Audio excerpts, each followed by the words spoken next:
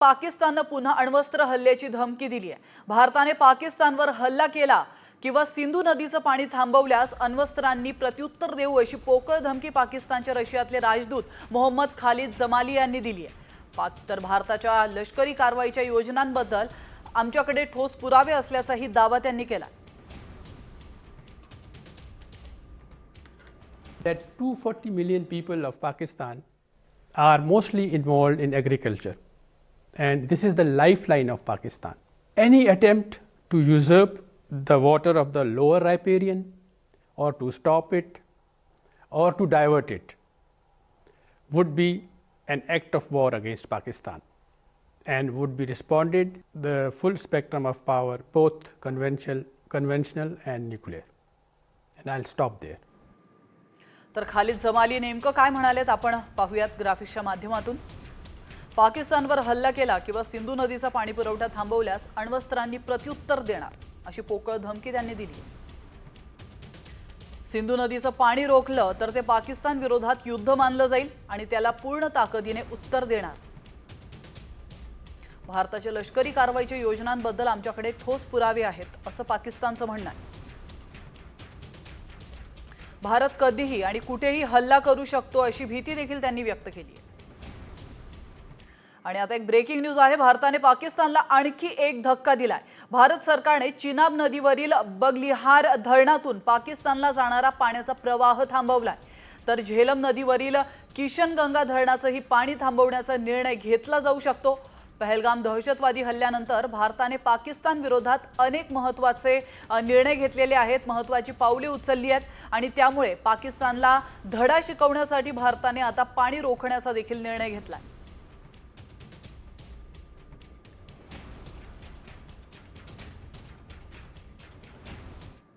आणि आता घेऊयात बातम्यांचा वेगवान आढावा। सुरुवातीला पाहूयात पाकच्या नाकाबंदी संदर्भातील 5 महत्त्वाच्या बातम्या। भारताच्या कारवाईनंतर पाकिस्तान बिथरलाय। भारतीय बंदरात पाकिस्तानी जहाजांना प्रवेश बंदी करण्यात आली होती। त्यानंतर आता पाकिस्तानने देखील आपल्या बंदरांमध्ये भारतीय जहाजांना प्रवेश करण्यास बंदी घातली आहे। पहलगाम हल्ल्यानंतर केंद्राने कठोर निर्णय घेतले होते। पाकिस्तान सोबतची टपाल आणि पार्सल सेवा ही भारताने बंद केली आहे। भारताने पाकिस्तानची आर्थिक कोंडी करण्यासाठी मोठं पाऊल उचललंय। भारताचे कार्यकारी संचालक म्हणून कार्यरत असलेले डॉक्टर कृष्णमूर्ती वी सुब्रमण्यम यांचा कार्यकाळ तात्काळ प्रभावाने संपुष्टात आणलाय। पाकिस्तानला आर्थिक सुविधा देण्याबाबतच्या आढावा बैठकीआधी हा निर्णय घेण्यात आलाय। युरोपियन एअरलाइन्सनेही पाकिस्तानी हवाई मार्गाचा वापर टाळलाय। तर भारतामध्ये येताना किंवा भारतातून युरोपला परत जाताना या एअरलाइन्स पाकिस्तानी हवाई क्षेत्रातून उड्डाण करणार नाहीत। लुफ्तान्सा, ब्रिटिश एअरवेज, स्विस त्याचप्रमाणे ITA या एअरवेजनी हा मोठा निर्णय घेतलाय। तर फ्लाइट रडार 24 च्या माहितीनुसार 30 एप्रिल पासून हा बदल दिसून येतोय। पाकिस्तान विरुद्धच्या तणावाच्या काळामध्ये भारतीय लष्कराची ताकद वाढली आहे। भारतीय सैनिक आता IGLA-X क्षेपणास्त्रांनी सुसज्ज झालेत। त्यामुळे शत्रूची लढाऊ विमाने, हेलिकॉप्टर आणि ड्रोन आता वाचू शकणार नाहीत। रशियासोबत केलेल्या 250 कोटी रुपयांच्या विशेष खरेदी कराराअंतर्गत ही क्षेपणास्त्र पुरवण्यात आली आहेत।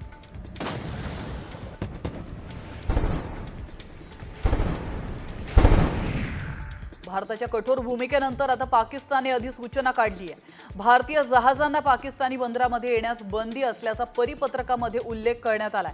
पण भारताने आपली जहाजं पाकिस्तानी बंदरामध्ये जाणार नसल्याचं स्पष्ट केलंय। भारताने आता पुन्हा पाकिस्तानच्या 2 मोठ्या नेत्यांना दणका दिलाय। बिलावल भुट्टो झरदारी आणि माजी पंतप्रधान इम्रान खान यांचं ट्विटर खातं भारतामध्ये बंद करण्यात आलंय। बिलावल भुट्टो झरदारी यांनी कालच भारताबद्दल गरळ ओकली होती आणि त्यानंतर ही कारवाई करण्यात आली आहे। तर पाकिस्तानच्या पंतप्रधान यांचं खातं 2 दिवसांपूर्वीच भारताने बंद केलं होतं।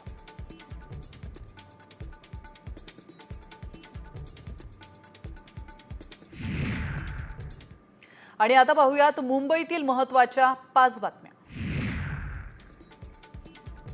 YouTube चॅनल बंद करणं म्हणजे बदला असतो का असा सवाल खासदार संजय राऊतांनी मोदी सरकारला विचारला। त्याच वेळी भाजप सरकारनं इंदिरा गांधींचा इतिहास बघावा असा सल्ला देखील संजय राऊतांनी दिलाय। तर मोदींनी पाकिस्तानचा काहीही बदला घेतलेला नाही असं देखील त्यांनी ठणकावून सांगितलं।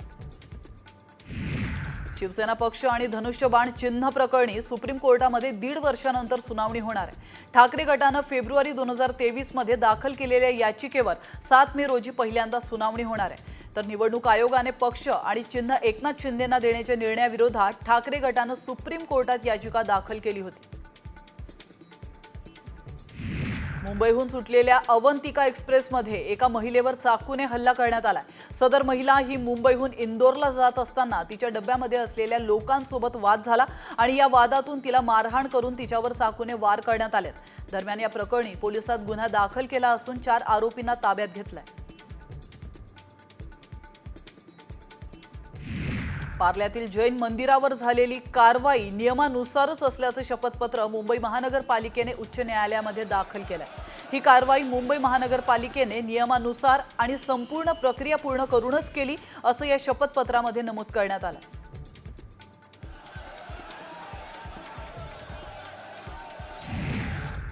महाराष्ट्रातील सर्वात मोठ्या रोजगार मेळाव्याचं आयोजन मुंबईच्या मालाड पूर्वेकडील दिंडोशी परिसरामध्ये करण्यात आलंय। मनसे विभाग अध्यक्ष ॲडव्होकेट भास्कर परब यांच्या माध्यमातून या मेळाव्याचं आयोजन करण्यात आलंय।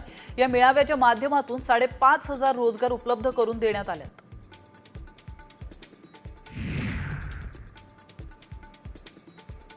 मुंबईमध्ये आज पावसाचा अंदाज वर्तवण्यात आला। मुंबई आणि ठाणे परिसरामध्ये गडगडाटासह पाऊस कोसळण्याची शक्यता वर्तवण्यात आली होती। तर पालघर परिसरामध्ये हलक्या सरींचा अंदाज देखील वर्तवण्यात आला होता।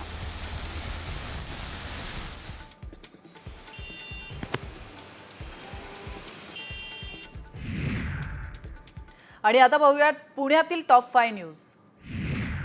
सोमवारपासून शहरातील काही भागात पाणी कपातीला सुरुवात होणार आहे। दक्षिण पुण्यामध्ये रोटेशन पद्धतीने पाणी कपात करण्यात येणार आहे। पुण्यातील सिंहगड रस्ता भाग, त्याचप्रमाणे सहकारनगर, धनकवडी, बालाजीनगर, आंबेगाव पठार, त्याचप्रमाणे दत्तनगर, संतोषनगर, कात्रज, भारती विद्यापीठ परिसर, कोंढवा बुद्रुक या भागांचा यामध्ये समावेश आहे।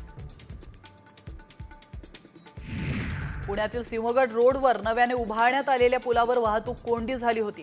त्यामुळे ही परिस्थिती पुन्हा निर्माण होऊ नये यासाठी पोलीस आयुक्तांनी पाहणी केली आहे। या दरम्यान वाहतूक सुरळीत करण्यासाठी सिग्नलची वेळ वाढवणे, पुलाच्या बाजूस अतिक्रमण काढण्याबाबत चर्चा केली आहे आणि वाहतूक कोंडी होणार नाही असं आश्वासन दिलं आहे। सध्या उन्हाळ्याच्या सुट्ट्या सुरू आहेत, त्यामुळे पुणे एसटी मालामाल झाली आहे। पुणे एसटी आगारामध्ये एकाच दिवसामध्ये तब्बल 2.25 कोटींची कमाई झाली आहे। सुट्ट्यांमुळे एसटीने प्रवास करणाऱ्यांची संख्या देखील वाढली आहे। पुणे महानगर प्रदेश विकास प्राधिकरण हद्दीतील 3 ठिकाणी अनधिकृत होर्डिंग्सवर कारवाई करण्यात आली आहे। यात 39 पत्रा शेड, आरसीसी कट्टा, कंपाऊंड वॉल आणि टपरी जमीनदोस्त करण्यात आली आहे। यामुळे रस्त्यावरील वाहतूक कोंडी कमी होण्यास मदत होणार आहे।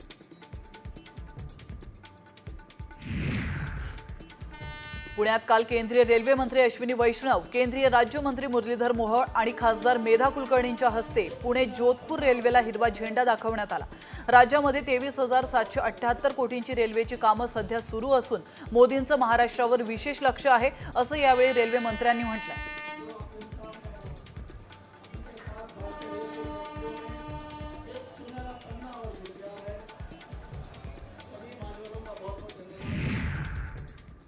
आणि आता पाहूयात मराठवाड्यातील टॉप 5 न्यूज।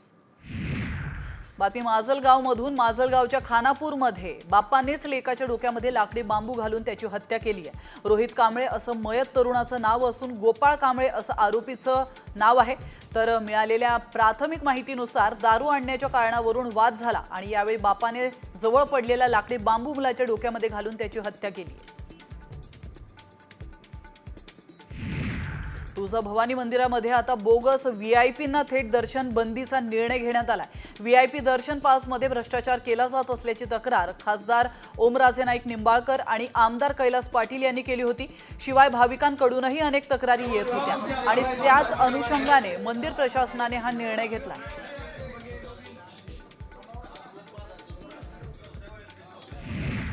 जालन्यातील पाथरवाला बुद्रुकमध्ये गोदावरी नदीपात्रामध्ये मृत माशांचा खच पाहायला मिळतोय। गोदावरी पाणी पातळी बंधाऱ्यातील पाणी आटल्याने मासे पाण्याअभावी मरतायत, त्यामुळे आता नदी दूषित झाल्याचं पाहायला मिळतंय। नांदेडच्या तापमान वाढीमुळे विद्युत रोहित्राला आग लागल्याच्या घटनांमध्ये मोठी वाढ होते तर देगलूरमध्ये विद्युत रोहित्राला आग लागल्याने रोहित्र जळून खाक झालंय। मागील 3 दिवसांपासून सातत्याने या ठिकाणी रोहित्राला आग लागल्यामुळे देगलूर शहरातील वीज पुरवठा वारंवार खंडित होतोय। या आगीमुळे महावितरणचं मात्र मोठं नुकसान होत आहे। हिंगोली जिल्ह्यामध्ये गेल्या 4 महिन्यात सायबर भामट्यांनी 254 जणांची फसवणूक केल्याचं समोर आलंय। 11,78,282 रुपये नागरिकांच्या खात्यातून सायबर भामट्यांनी चोरलेत। यातील अनेक प्रकरणांमधून पाकिस्तानी सायबर भामट्यांना धडा शिकवत नागरिकांचे पैसे परत केलेत।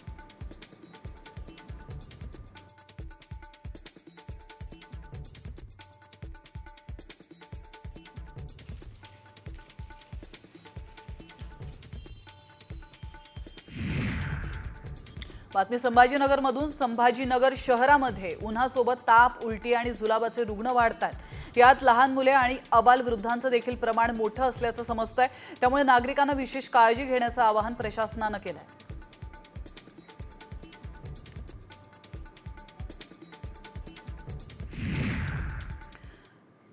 आणि आता एक महत्त्वाची बातमी। भारत हल्ला करेल या भीतीने पाकिस्तानच्या पायाखालची जमीन सरकली आहे।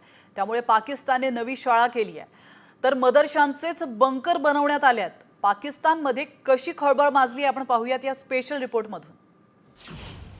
पाकची शाळा, मदरसे झाले बंकर।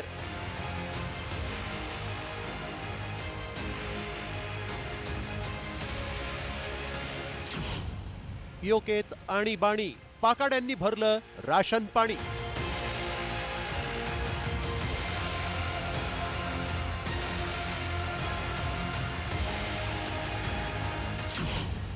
भारताची गर्जना, पाकिस्तान थरथरला।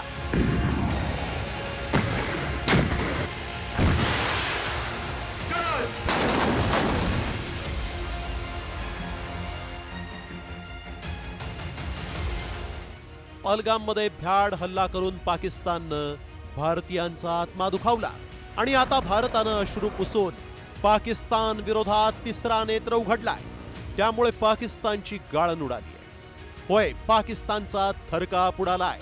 एवढंच नाही तर लष्कर प्रमुख गायब झाल्यानं सैनिकांचं एकीकडे राजीनामा सत्र सुरू आहे तर देशाचा प्रमुख अमेरिकेकडे युद्ध थांबवण्याच्या विनवण्या करतोय। पण भारतानं बदला घेण्याचं ठरवल्यानं आता पाकिस्ताननं पराभवाच्या भीतीनं आपल्या नागरिकांसाठी एक एसओपी नवे आणीबाणीच जाहीर केली आहे। पीओके मधील नागरिकांनी 2 महिन्यांचा अन्नसाठा करा। 1000हून अधिक मदरसे तातडीनं बंद। LOC जवळ पर्यटनावर बंदी। कराची आणि लाहोरचे एअरस्पेस बंद। लहान मुलांना युद्धाचं प्रशिक्षण। पहलगाम हल्ल्यानंतर भारतानं तिन्ही सैन्यांना फक्त सज्ज राहण्याचे आदेश दिले आणि त्यामुळेच पाकिस्तान आता युद्धातील पराभवाच्या भीतीनं बेजार झालाय। कारण आजवर झालेल्या 4ही युद्धात पाकिस्तानच्या चिंधड्या उडाल्याचा इतिहास पाकच्या या बगलबच्च्यांना माहिती आहे आणि त्यामुळेच आता इतिहास जमा होण्याची भीती पाकिस्तानला सतावतीये। दहशतवाद्यांची घरं बॉम्ब न उडवत जमीन दोस्त। सीमेवर पाकच्या 600 गोळ्यांना 1400 गोळ्यांनी भारताचं प्रत्युत्तर। वायुदलाचा राफेल, सुकोई Su-30 MKI, MiG-21 या लढाऊ विमानांचा आग्रा महामार्गावर आक्रमण सराव। INS विक्रांत आणि INS विक्रमादित्य या दोन्ही युद्धवाहू नौका सज्ज। LOC आणि LAC वर विशेष तुकड्यांची तैनाती। भारताच्या सामरिक सामर्थ्यापुढे पाकिस्तानचं सामरिक सामर्थ्य फार कमी आहे। भारताकडे साधारणतः 15 लाखाचं सैन्य आहे तर पाकिस्तानकडे 6.5 लाखच सैन्य आहे आणि त्यातही फार मोठ्या प्रमाणामध्ये पाकिस्तानच्या सैन्यामध्ये राजीनामा सत्र सुरू झालेलं आहे आणि हे सैन्य त्यांना मिळत नसल्यामुळे आता पाक ऑक्युपाईड काश्मीर त्याचबरोबर पाकिस्तानमधल्या मुलांना सुद्धा या युद्धामध्ये मदत करण्यासाठी त्यांनी मदतीला घेतलेलं आहे। भारतीय सैन्यानं तयार है हम म्हणत सराव केल्यानं पाकिस्तानला धडकी भरली आहे। हवा, पाणी आणि जमिनीवर 4 मुंड्या चित करण्याचं भारतानं ठरवलंय। आंतरराष्ट्रीय पातळीवर भारतानं राजनैतिक मुत्सुद्देगिरीनं पाकची कोंडी तर केलेलीच आहे तर सिंधू करार रोखत तोंडचं पाणीही पळवलंय। त्यामुळेच पीओकेत आता युद्धाला तोंड देण्यासाठी पाकिस्ताननं एसओपी जाहीर करत स्वतःला वाचवण्यासाठी हातपाय मारायला सुरुवात केली. मात्र कितीही तडफड केली तरी पाकिस्तानचा पराभव निश्चित आहे. ब्युरो रिपोर्ट, साम टीव्ही मराठी. आणि आता पुन्हा घेऊयात बातम्यांचा वेगवान आढावा. पाहुयात विदर्भातील टॉप 5 न्यूज. नागपुरात अवकाळी पावसानं हजेरी लावली आहे. नागपूरच्या मानेवाडा चौक, सक्करदरा आणि जगनाडे चौक या परिसरामध्ये अवकाळी पाऊस पडलाय. तर नागपूरच्या काही भागामध्ये बारीक गारा देखील पडल्या आहेत, तर काही भागात कडक ऊन पडलाय. मात्र यामुळे नागरिक उकाड्याने हैराण झाले.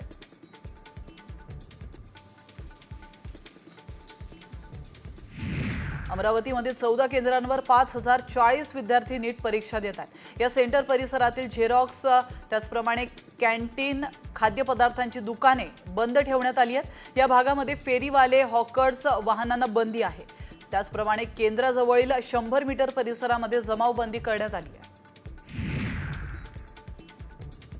यवतमाळ जिल्ह्यातील 19 गावांमध्ये टँकरने पाणी पुरवठा केला जातोय. टँकर वेळेवर पोहोचत नसल्याने महिलांना पाण्यासाठी भटकंती करावी लागते आणि त्यातच पाणी पुरवठा योजनांची 50% अधिक कामे बाकी असल्याने ती पूर्ण करण्याच्या सूचना प्रशासनानं दिल्या. वाशिममध्ये शरद अगुलकर या 11 वर्षांच्या मुलाने 800 दुर्मिळ बिया संकलित केल्या आहेत आणि या बियांचं काही संच वाशिमच्या सामाजिक वनीकरण विभागाला वृक्ष लागवडीसाठी त्याने देण्याचा विचार केलाय. उर्वरित बिया शाळेच्या परिसरातील बॉटनिकल गार्डनसाठी वापरण्यात येणार आहेत.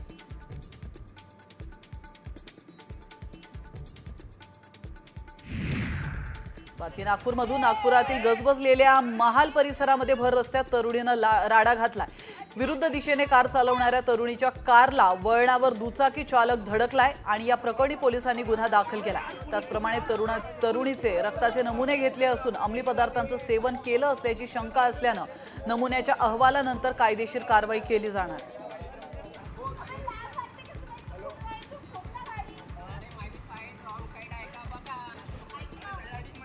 बोला नको तुम्ही. अहो पण त्याला लाज वाटते का? तू कसा बोलला काय? अहो पण त्याला लाज वाटते का? तू कसा बोलला काय? तर नागपूर जिल्ह्यातील सर्व पेट्रोल पंपांवर 10 मे पासून कोणत्याही प्रकारचे डिजिटल पेमेंट स्वीकारले जाणार नाही आहेत. सायबर फसवणुकीच्या वाढत्या घटनांमुळे बँक खात्यातील रक्कम गोठवली जाते आणि त्यामुळे विदर्भ पेट्रोलियम डीलर्स असोसिएशननं हा निर्णय घेतलाय.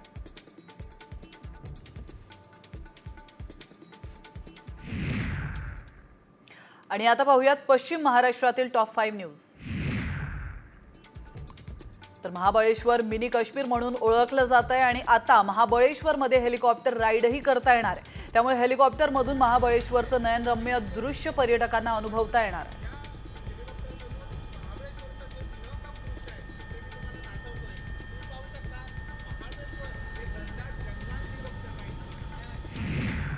पंढरपूरच्या विठ्ठल रुक्मिणी चरणी 5 लाखांची सोन्याची तुळशीमाळ अर्पण करण्यात आली आहे. तर पंढरपुरातील अलका घाडगे या विठ्ठल भक्ताने ही तुळशीमाळ विठुरायाला अर्पण केली आहे. सोन्याचे भाव गगनाला भिडलेले असताना आजही अनेक भाविक मोठ्या भक्तिभावाने देवाला सोनं अर्पण करताना पाहायला मिळतात.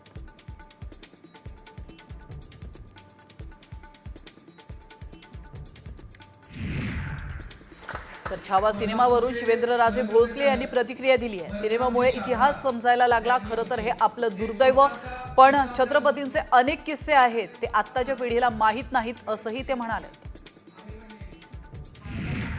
मिरजेच्या शासकीय रुग्णालयातून 3 दिवसांचं बाळ चोरीला गेलंय. बाळ चोरीच्या घटनेमुळे मिरज शासकीय रुग्णालयाच्या ढिसाळ सुरक्षेचा प्रश्न ऐरणीवर आलाय. बाळाच्या चोरीची महात्मा गांधी चौकी पोलीस ठाण्यामध्ये नोंद करण्यात आली. महाबळेश्वरमध्ये 3 दिवसांचा पर्यटन महोत्सव आयोजित करण्यात आलाय. मुख्य बाजारपेठेतून पारंपरिक वेशभूषेमध्ये वाद्य वाजवत यात्रेला सुरुवात झाली आहे. पर्यटन मंत्री शंभूराज देसाई सहकुटुंब या यात्रेमध्ये सहभागी झाले. त्याचप्रमाणे महाराष्ट्र आणि परदेशातील अनेक पर्यटकही यावेळी उपस्थित होते.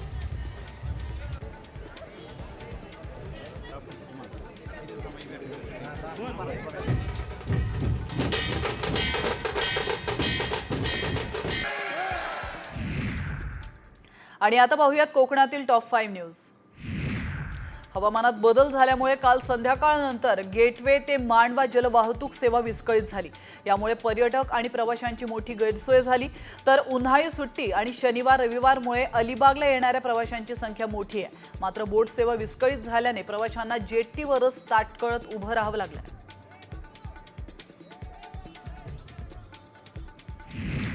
श्रीवर्धनमध्ये मुजोर परप्रांतीय तरुणाला मनसैनिकांनी चोप दिलाय।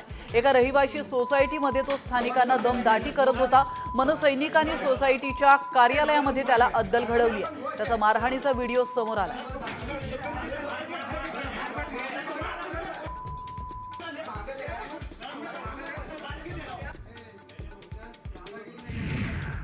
महाराष्ट्र राज्य एसटी कामगार संघटनेचे 57वे अधिवेशन 5 आणि 6 मेला रायगडच्या मानगावमध्ये होणार आहे। महागाई भत्ता, घर भाडे भत्ता आणि वार्षिक वेतनवाढीसह कर्मचाऱ्यांना भेडसावणाऱ्या इतर समस्यांवर या अधिवेशनामध्ये चर्चा होणार आहे।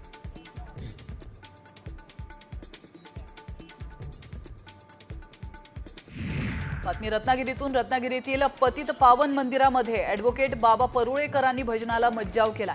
त्यामुळे भजनी मंडळीने त्यांचा निषेध केलाय। या पार्श्वभूमीवर मंदिरापासून झाडगाव नाक्यापर्यंत मोर्चा काढण्यात आला।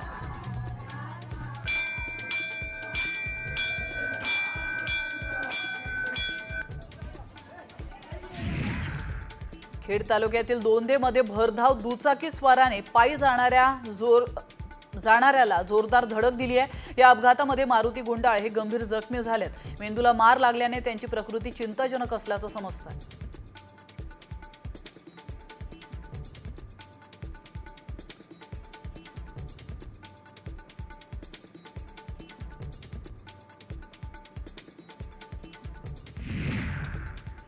आणि आता पाहूयात उत्तर महाराष्ट्रातील टॉप 5 न्यूज। बातमी आहे जळगावमधून। जळगावच्या परधाडेमध्ये शेतातील 20 तारांमधून उडालेल्या ठेणगीमुळे कापून ठेवलेला चाऱ्याने आग पकडली आहे आणि या आगीमध्ये 2,50,000चा मका आणि चारा जळून खाक झालाय।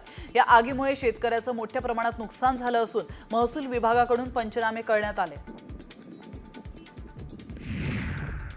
मंत्री गुलाबराव पाटलांचे कट्टर विरोधक असलेले गुलाबराव देवकरांनी अजित पवारांच्या राष्ट्रवादीमध्ये प्रवेश केलाय। त्यावरून गुलाबराव पाटलांनी अजित पवारांवर जोरदार टीका केली आहे। आमची इच्छा नसतानाही अजित पवारांनी त्यांना पक्षात घेतलाय। त्यांना पश्चाताप झाल्याशिवाय राहणार नाही अशी टीका गुलाबराव पाटील यांनी केली आहे।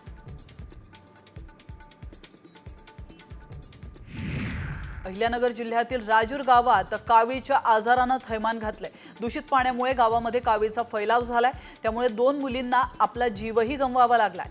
अनेक जणांवर शासकीय आणि खासगी रुग्णालयामध्ये उपचार सुरू आहेत। वाढत्या तापमानाचा फटका जळगाव जिल्ह्यातील फुल उत्पादक शेतकऱ्यांना बसतोय। लग्न सराईमुळे गुलाब, झेंडू या फुलांना मोठी मागणी आहे। मात्र वाढत्या तापमानामुळे पाण्याची पातळी खोल गेली आहे। त्यामुळे फुलझाडांना वेळेवर पाणी मिळत नाहीये। तर दुसरीकडे अधिक तापमानामुळे फुलं झाडावरच कोमेजून जात आहेत। त्यामुळे शेतकऱ्यांचं प्रचंड नुकसान होत आहे। साक्री तालुक्यातील शेतकऱ्यांनी सेंद्रिय शेतीची कास धरली आहे। सध्या रासायनिक खतांच्या किमती वाढल्याने शेतकरी शेणखताकडे वळताना पाहायला मिळत आहेत। तर रासायनिक खतांच्या अतिवापरामुळे जमिनीचा पोत देखील बिघडतोय। त्यामुळे शेतीमधून निघणारं उत्पन्न देखील समाधानकारक मिळत नसल्याने अनेक शेतकरी नैसर्गिक शेतीकडे वळालेत।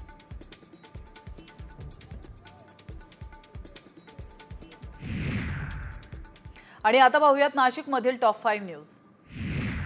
नाशिकच्या वडनेर केंद्रीय विद्यालयामध्ये नीटच्या परीक्षेला 15 मिनिटं बाकी असताना विद्यार्थी पोहोचू न शकल्याने परीक्षेला मुकावं लागलंय। 1:30 वाजता परीक्षा केंद्रावर पोहोचण्याच्या विद्यार्थ्यांना सूचना होत्या। मात्र उशिरा आलेल्या विद्यार्थी आणि पालकांच्या विनंतीनंतर देखील केंद्रामध्ये प्रवेश न दिल्याची माहिती समोर आली आहे।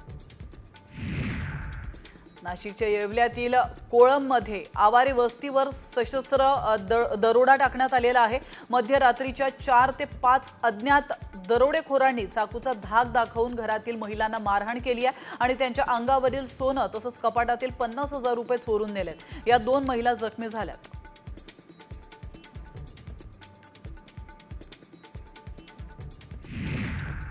आणि आता एक महत्त्वाची बातमी आहे। भारताविरोधातील लढाई पाकिस्तान धर्मावर नेली आहे। मात्र भारताच्या शेजाऱ्याने मित्रत्व जपण्याचा निर्णय घेतलाय। बांगलादेशची भारत पाकिस्तान संदर्भात नेमकी काय भूमिका आहे आपण पाहूयात। बांगलादेश धर्म नाही मित्रत्व जपणार। पाक विरोधात बांगलादेश भारताच्या बाजूने. भारत बांगलादेश मैत्री घट्ट होणार. पाकिस्तानी दहशतवाद्यांनी पहलगाममध्ये बंदुकीच्या जीवावर नंगानाच केलाय. त्यामुळे बदलाच्या भावनेनं भारतानं पाकिस्तानची कोंडी केली. तर भारताकडून कारवाईच्या भीतीनं पाकिस्ताननं थेट मुस्लिम राष्ट्र समूहाकडे धाव घेतली. मात्र भारताचा शेजारी बांगलादेशनं धर्म न जपता मित्रत्व जपत पाकिस्तान विरोधात भारताला पाठिंबा असल्याचं जाहीर केलंय. बांगलादेशचे हंगामी पंतप्रधान मोहम्मद युनूस यांनी नेमकं काय म्हटलंय ते पाहूया. बांगलादेशला प्रादेशिक संघर्ष नकोय.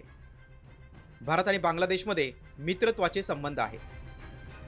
दहशतवाद्यांना पाठिंबा देणाऱ्यांच्या विरोधात आमची भूमिका आहे. भारताच्या विकासाला आणि स्थैर्याला बांगलादेशचा पाठिंबा आहे. खरं तर भारत आणि बांगलादेशमधील मैत्री ही काही आजची नाही.